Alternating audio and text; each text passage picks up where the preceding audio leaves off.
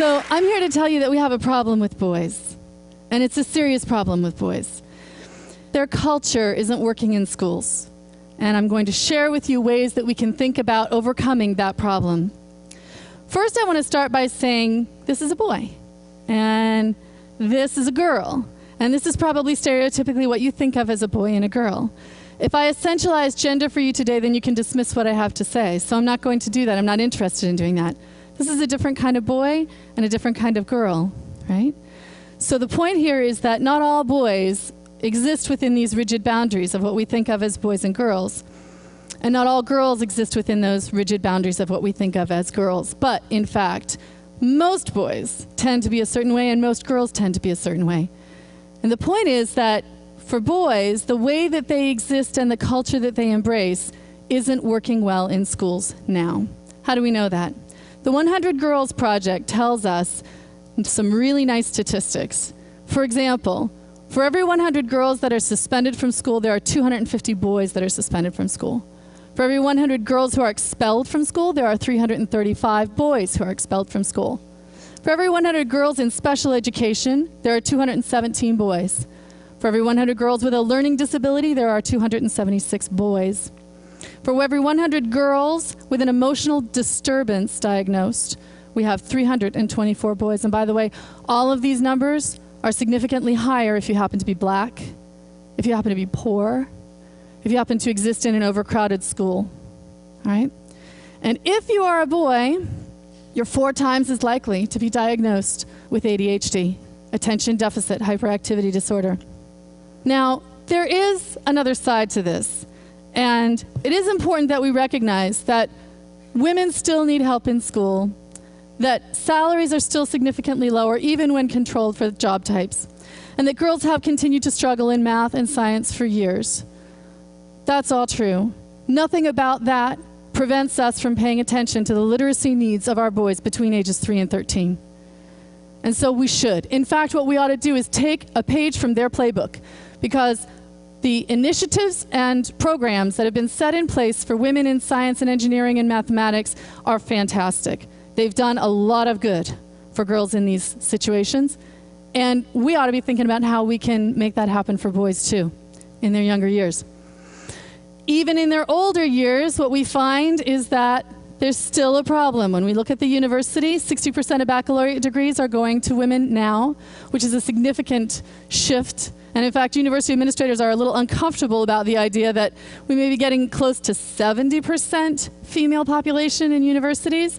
This makes university administrators very nervous because girls don't want to go to schools that don't have boys. And so we're starting to see the establishment of men's centers and men's studies to think about how do we engage men in their experiences in the university. If you talk to faculty, they may say, yeah, well, they're playing video games and they're gambling online all night long and they're playing World of Warcraft, and that's affecting their academic achievement, right? Guess what? Video games are not the cause. Video games are a symptom. They were turned off a long time before they got here, all right? So let's talk about why they got turned off when they were between the ages of 3 and 13. There are 3 reasons that I believe that boys are out of sync with the culture of schools today. The first is zero tolerance, right? Kindergarten teacher I know, her son donated all of his toys to her. And when he did, she had to go through and pull out all the little plastic guns, right? You can't have plastic knives and swords and axes and all that kind of thing in a kindergarten classroom. What is it that we're afraid that this young man is going to do with this gun? I mean, really, you know? But here he stands as testament to the fact that you can't roughhouse on the playground today. Now, I'm not advocating for bullies. I'm not suggesting that we need to be, you know, allowing guns and knives into school. But when we say that an Eagle Scout in a high school classroom who has a locked parked car in the parking lot and a penknife in it has to be suspended from school, I think we may have gone a little too far with zero tolerance. Another way that zero tolerance lives itself out is in the writing of boys. In a lot of classrooms today, you're not allowed to write about anything that's violent. You're not allowed to write about anything that has to do with video games. These topics are banned. Boy comes home from school and he says, I hate writing. Why do you hate writing, son? What's wrong with writing? Now I have to write what she tells me to write. Okay, well, what is she telling you to write? Poems. I have to write poems. And little moments in my life. I don't want to write that stuff. All right, well, what do you want to write? What do you want to write about? I want to write about video games. I want to write about leveling up. I want to write about this really interesting world. I want to write about a tornado that comes into our house and blows all the windows out and ruins all the furniture and kills everybody. Right? Okay. You tell a teacher that, and they'll ask you in all seriousness, should we send this child to the psychologist? And the answer is no, he's just a boy.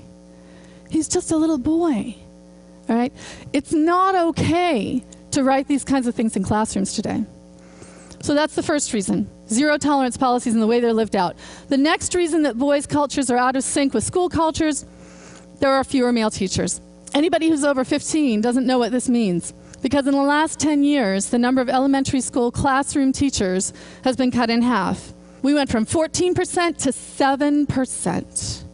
That means that 93% of the teachers that our young men get in elementary classrooms are women. All right? Now, what's the problem with this, right? Women are great. Yep, absolutely. But male role models for boys that say it's all right to be smart. They've got dads, they've got pastors, they've got Cub Scout leaders, but ultimately, 6 hours a day, 5 days a week, they're spending in a classroom. And most of those classrooms are not places where men exist. And so they say, I guess this really isn't a place for boys. This is a place for girls. And I'm not very good at this, so I guess I'd better, go play video games or get into sports or something like that, because I obviously don't belong here. Men don't belong here, that's pretty obvious. So that may be a very direct way that we see it happen. But less directly, the lack of male presence in the culture. You've got a teacher's lounge, and they're having a conversation about Joey and Johnny who beat each other up on the playground. What are we going to do with these boys? The answer to that question changes depending on who's sitting around that table. Are there men around that table? Are there moms who've raised boys around that table? You'll see that the conversation changes depending upon who's sitting around the table. Third reason that boys are out of sync with school today. Kindergarten is the old second grade, folks. We have a serious compression of the curriculum happening out there. When you're 3, you better be able to write your name legibly, or else we'll consider it a developmental delay. By the time you're in first grade, you should be able to read paragraphs of text with maybe a picture, maybe not, in a book of maybe 25 to 30 pages. If you don't, we're probably going to be putting you into a Title I special reading program. And if you ask Title I teachers, they'll tell you they've got about 4 or 5 boys for every girl that's in their program in the elementary grades. The reason that this is a problem is because the message that boys are getting is you need to do what the teacher asks you to do all the time, all right? The teacher's salary depends on No Child Left Behind and Race to the Top and accountability and testing and all of this. So she has to figure out a way to get all these boys through this curriculum, and girls. This compressed curriculum is bad for all active kids. And what happens is she says, please, sit down, be quiet, do what you're told, follow the rules, manage your time, focus, be a girl. That's what she tells them. Indirectly, that's what she tells them. And so this is a very serious problem. Where is it coming from? It's coming from us. Right? We want our babies to read when they are 6 months old. Have you seen the ads? We want to live in Lake Wobegon where every child is above average, right? But what this does to our children is really not healthy. It's not developmentally appropriate, and it's particularly bad for boys. So what do? We need to meet them where they are. We need to put ourselves into boy culture. We need to change the mindset of acceptance in boys in elementary schools. More specifically, we can do some very specific things. We can design better games.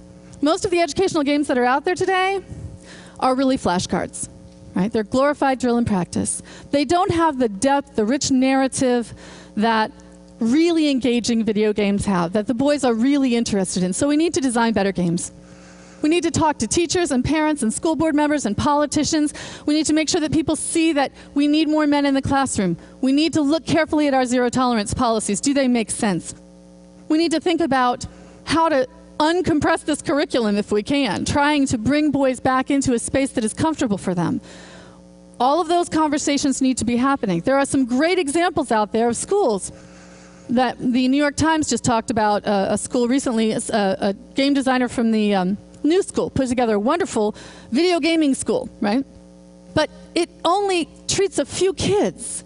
And so this isn't really very scalable. We have to change the culture and the feelings that politicians and school board members and parents have about the way we accept and what we accept in our schools today.